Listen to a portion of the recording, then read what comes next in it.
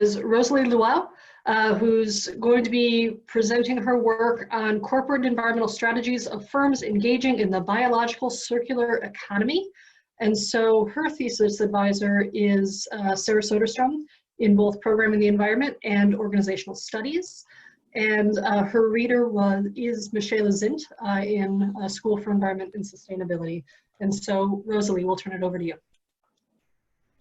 Thanks, Dr. Miller. Hi, everybody. Let me just make sure to share my screen with you.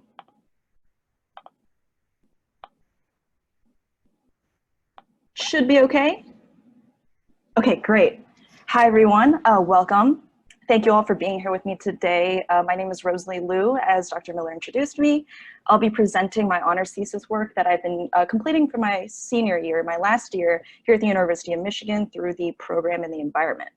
And as you can tell from the title slide, my thesis is on sustainability strategies in the circular bioeconomy, a little bit different than what Dr. Miller introduced, but it's all for good reason. So I'll explain later. And definitely we should first begin by clarifying what these concepts entail, just so everyone's on the same page.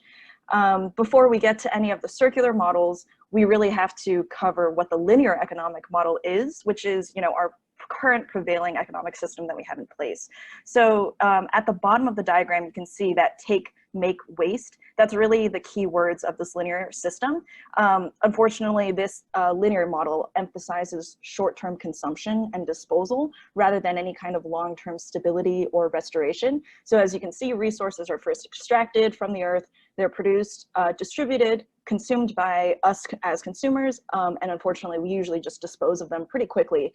And so I was interested in looking at alternative models because through my time at the University of Michigan, through PitE, I've obviously realized and learned about anthropogenic climate change and just how much humans have impacted the earth, to the point where an entirely new geologic epoch has been proposed called the Anthropocene by Paul Crutzen in 2002. So again, I was interested in looking at these different systems, things that didn't emphasize resource loss, pollution, greenhouse gas emissions, etc. So I looked at first the circular economy. And as you can see on the diagram on the left, it's pretty simple. We're just trying to transform this linear economy into something that's circular. So moving from take, make, dispose, or take, make, waste, into make, use, and recycle, into a system that doesn't end with disposal. So this concept of the circular economy is related to schools of thought like regenerative design by John Lyell, cradle to cradle by Braungart and McDonough, William McDonough, industrial ecology by Ronald Clift, by mimicry by Janine Benius, and the performance economy by Walter Stahill. And you may have heard these terms, these buzzwords kind of before, but again, they all have a common principle in which they just try to recognize that our present industrial economic system is just unsustainable, and we have to reestablish a more positive interaction with the environment, which is not something that we have currently. So within the circular economy, there's usually a distinction between biological nutrients, which is what I'm going to cover, and technical inputs. So technical inputs are things like metals and minerals. Unfortunately, the circular economy is kind of focused on that and not on the biological side, which takes us into the next concept, which is the bioeconomy. And this is different from the circular economy because rather than focusing on trying to keep resources within the system for as long as possible, which is the main principle of the circular economy, the bioeconomy is more focused on processing organic streams like forestry, the agriculture sector, organic waste, things like food waste, and transforming them chemically into something else that adds value. So things like biofuel, biodiesel, right, aviation, renewable aviation fuel, things like that, biopolymers. But again, these are pretty fairly new concepts, I'd say, within the last 50 years that have still have a lot of potential to be developed. So the integration of these two concepts, the bioeconomy and the circular economy, brings us into this intersection, which is, again, the circular bioeconomy. And just to clarify, the circular bioeconomy shares a lot of the same principles as the ones before, but it just reinforces this intersection, which is using bio-based products, right? Keeping them in the economic system as much as possible by reusing, recycling them, etc. Cascading use, which is taking things like a byproduct of the wood processing supply chain. So let's say wood pulp for making paper. That can be used in a variety of ways, multiple times before it's finally disposed of or recovered for energy. So that's cascading use. And again, it really just reinforces using resources efficiently and recycling these organic nutrients within the supply chain or within a broader system. Whoops. And so this brings us to my research question. And I was mainly focused on this circular bioeconomy concept, but more specifically, I wanted to know how executives of organizations, whether it's a private company or a nonprofit or any organization engaging in the circular bioeconomy, I wanted to know how the managers integrated sustainability into their management and strategy processes. And in terms of my methods, I looked at 10 organizations, 8 of them were companies, 1 was a nonprofit, and 1 was a private partnership between 11 companies. All of them were involved in either the food sector or the energy sector, or they were involved in the combination by taking things like food waste and making them into energy. So this is the WTE waste to energy industry. In terms of my data collection, I conducted semi-structured interviews with executives from these companies, in addition to using archival data. And for my analysis, I used NVivo to code my transcribed interviews in order to find any kind of emerging patterns or themes that came out of the interviews. And after I did a lit review and looked at the existing literature on sustainability, I expanded on this, the process steps that had been developed specifically by Rupert Baumgartner in 2013, and I just integrated my findings with his existing process steps. And this is my adaptation of the model that he proposed. The first step that he proposed is to identify and evaluate sustainability related contextual factors. So the first 3 he incorporated into his own model, and then the last one, because of the context of this industry, I added. So the first is the general business environment. This is pretty simple, just things like the political, legal, economic environment, environmental could be too. The sector is just Michael Porter's 5 forces model. It's a pretty standard theory within the business strategy and management research. The third is stakeholder interests, and then, which I'll get into, and the fourth is the circular bioeconomy. So companies and managers really have to look at these factors before they kind of do anything else, because you have to understand the context first. In my interviews, I actually found something pretty interesting about the stakeholder engagement. I found that almost all of the companies engaged in 2-way relationships with stakeholders, not just 1-way regulatory compliance, but actual 2-way consistent communication with them. So this quote is from an executive of Alpha, which is a industry leader in the biofuel sector. He basically says, you can't control the stakeholders, you have to be part of the discussion, you have to be open to new solutions, and regulatory compliance is not enough, you have to have a dialogue.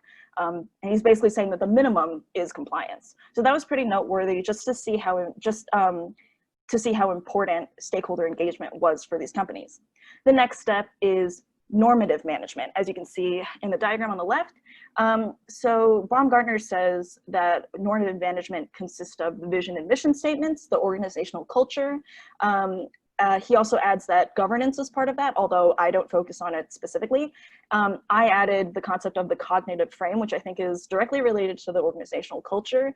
And in terms of my findings, I found that pretty much all of the organizations included the word environment or the word circular economy within their mission statements. And I think that's pretty noteworthy, considering that normative management usually frames the overarching philosophy of the organization, and the normative management level's objective really is to ensure the legitimacy of the company in the view of the stakeholders and society at large.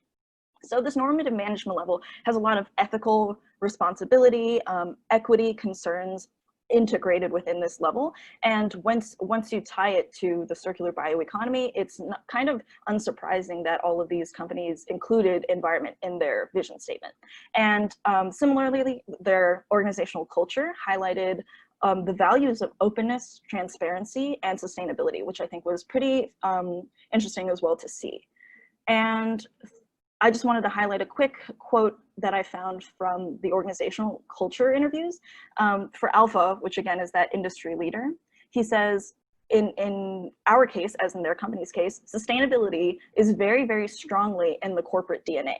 And it's part of the business process, business model. We're not talking about sustainability as a separate thing, which is, yeah, I mean, it's kind of unsurprising to see that, but especially for such a large company that's a leader in the industry, it was just fascinating to see sustainability integrated that much.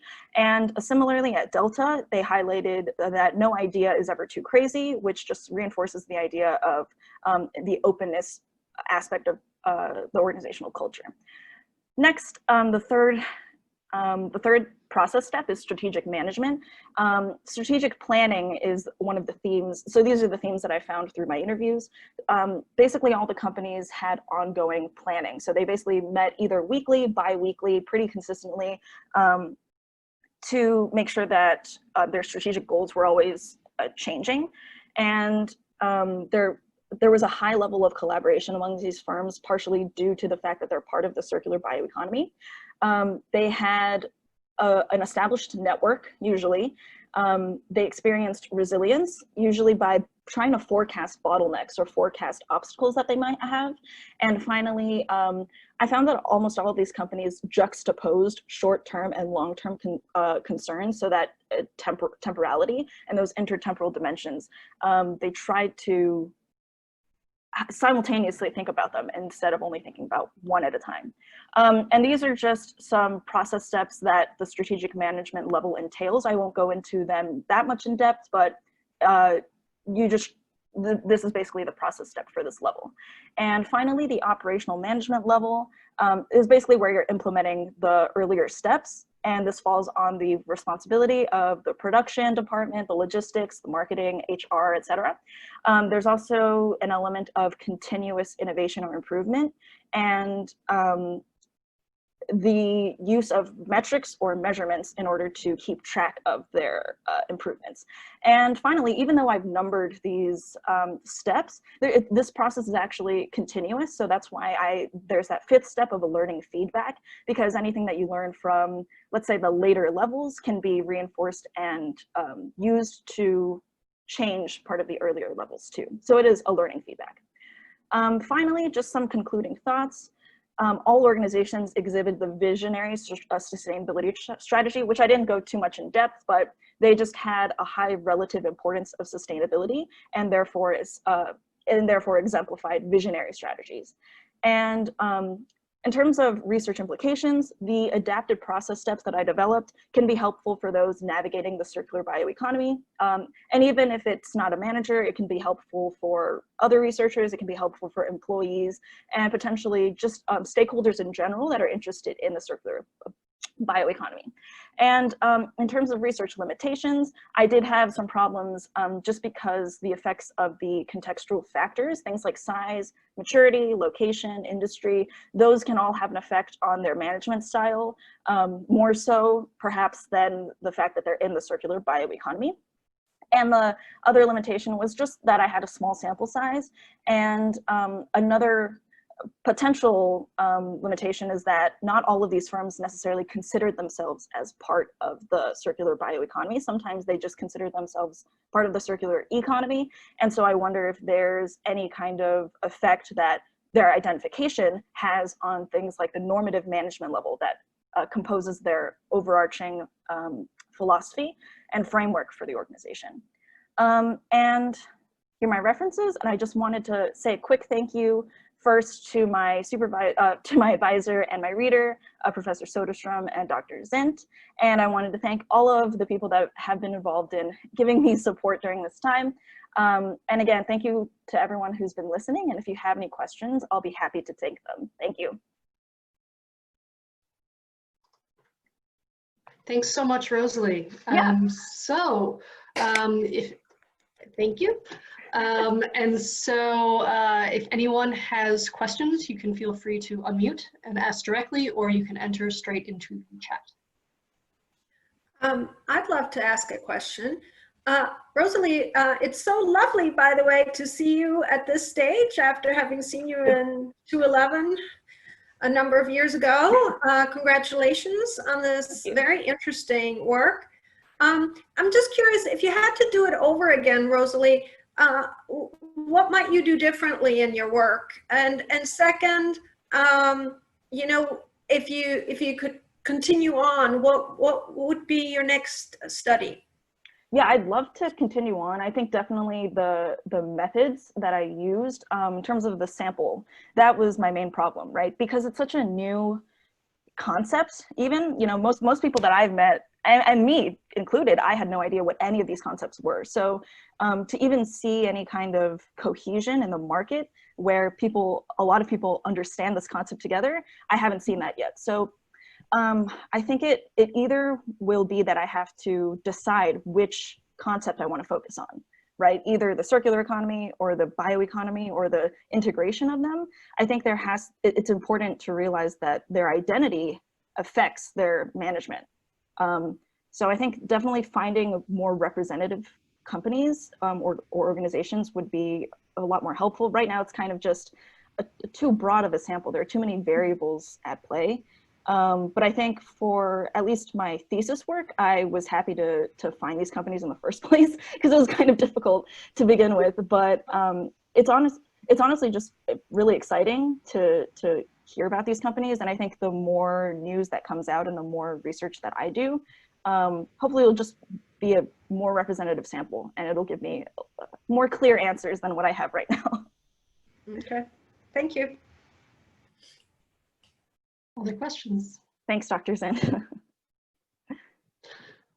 So one question I had is, you had talked about how sustainability is one of the core pieces of the missions of basically all of these companies, which I think through one lens is amazing and really exciting.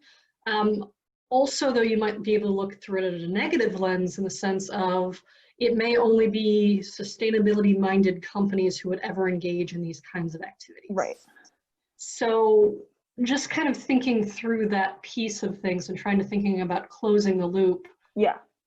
Would there ever be these kinds of companies that develop that don't have sustainability as part of their core mission? Right. Obviously, that's putting my normative perspective into it. Like, it's obviously something that I'd like to see. I think because I interviewed that one nonprofit, it was interesting to see not a company, right? Not a private company engaging in this space purely because they wanted to educate their community on it and share the benefits of it with people. So I don't know if it would be other companies that are in the space that are not sustainability minded. That one private partnership that I talked about, when I was interviewing them, they didn't even though it's sustainability seems to be fully integrated. When I was interviewing him, he just said, this is the Danish way of doing business. He didn't even talk about sustainability in the way that I imagined he would. He really just said, this is how we do it. This makes the most sense for us. And kind of the bonus of that is that it's also sustainable. So I don't know if regionality is part of it too, right? Most of the companies that I interviewed were in the US or in Canada, you know, generally North America. But when I did look at European companies, they did approach it from a very different way. So I think that might be interesting to look at too. Location's always going to have a big effect. Yeah, and I think definitely the European context is a really interesting one to compare. Right. Are any final quick questions for Rosalie as we wrap up? Thanks for your question, Dr. Miller.